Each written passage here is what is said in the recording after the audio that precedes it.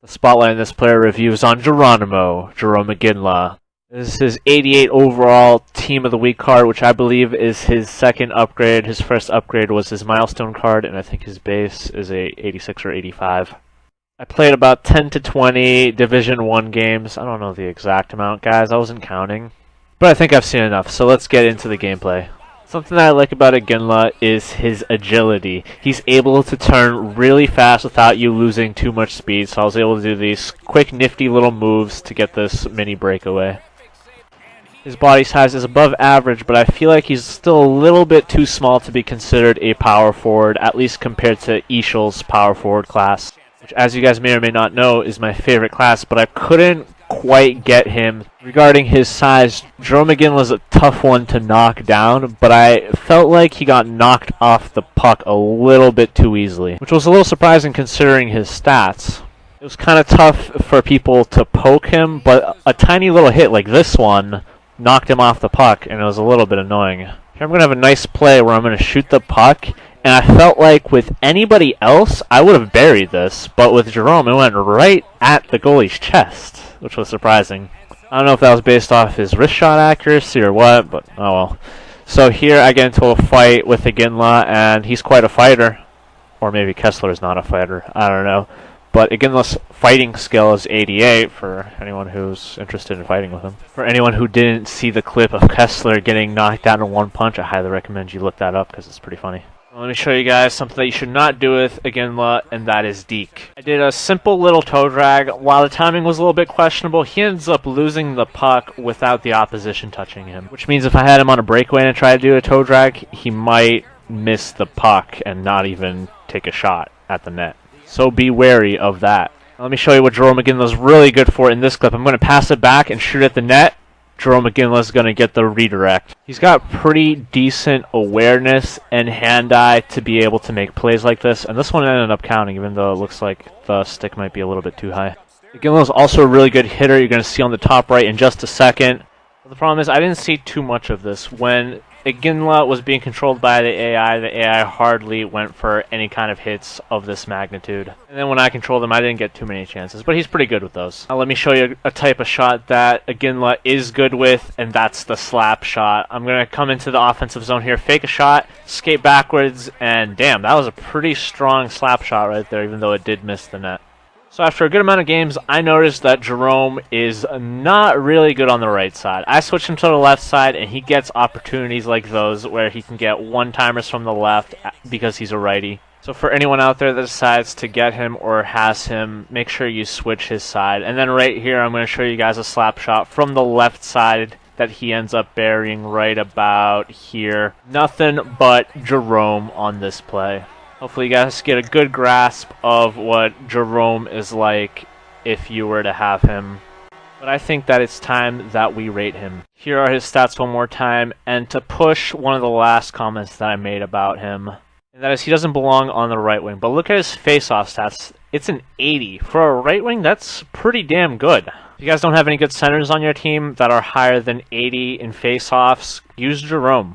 I probably could have had him on my fourth line center because he was kind of invisible in the first line. And while we're going to get to it later, he could also be a pretty good defenseman if you let him. This lovely bald man was purchased for $20K, though by now, since he's no longer in packs, you could probably get him for about $25K. But I personally don't think that he's worth this price tag. Like I said, he didn't fit in very well with my all-star players, first line or second line.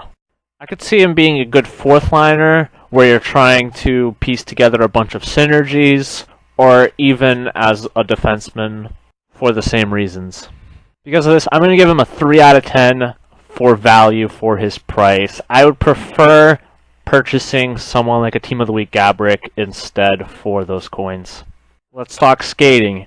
Agility is Iginla's strongest skating point. His acceleration kind of bugged me because he wasn't able to pick up some speed until a little bit later on, but his speed stat, pretty much his maximum speed that he's able to achieve, was good enough for me at 86.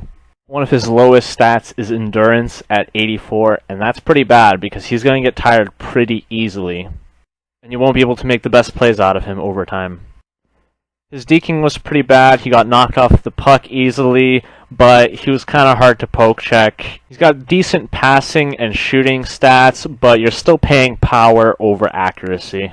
Then his strengths in this category would be his offensive awareness and hand-eye, which allow him to get in front of the net and create a lot of deflections, and perhaps bury a few rebounds. I'm going to be giving Iginla a 4 out of 10 on offense, just because I feel like the only way you're really going to score with him is if you're out in the open and there's no one bugging you. When you take a clean shot, you'll probably score it, but otherwise you'll have trouble. On defense, he has way better stats. The only thing that concerns me is his discipline. I feel like maybe you might go for a big hit or a stick lift and you'll get a penalty. You might be able to freely poke check though, because his stick checking is a 90, and I feel like that might cancel out with the discipline. So he shouldn't have bad poke checks. Then he's got good awareness, good body checking stats, good shot blocking stats, though we already went over the shot blocking stat, doesn't matter that much. Regardless, I'm giving Iginla a 7 out of 10 for defense. If you do plan on putting him there, just keep in mind his skating ability. He might get burned easily, but otherwise he should be pretty good. As a defender, maybe giving him some D-to-D one-timers might be really good as well. Finally, we're going to talk about Synergies. He's got 1 point in net presence and 1 point in defensively responsible. These two Synergies play to his strengths, which are great, and make him even better. The issue I have with his Synergies is I don't think he really needs them. We're talking about how great he is in those areas of the ice. So what I see out of this is that these Synergies will pretty much turn him into the type of player where he's only going to be able to do those two things. And I'm also not quite sure if I like defensively responsible on a forward. That might make him good for forechecking and back-checking, but I feel like those defenders need it more. At the same time, these are two player Synergies, which I don't think that's good either. It's kind of like you're hogging the Synergies with just a set amount of players. The only way I could see Jarome Iginla's Synergies being useful is if you are finishing off these Synergies because you already have a decent amount of them, and you're one away from either both of them or one of them, and you really want it on your team. Because of that, I'm going to give his Synergies also a 3 out of 10. That is going to conclude my review of Jarome Iginla. Let me know what you guys think, who you guys want me to review next. If I don't get any other suggestions, I'm probably going to go with Linden, Sullivan, or Hextall, who, spoiler alert, are awesome. With that, thanks for watching, guys, and I'll see you around.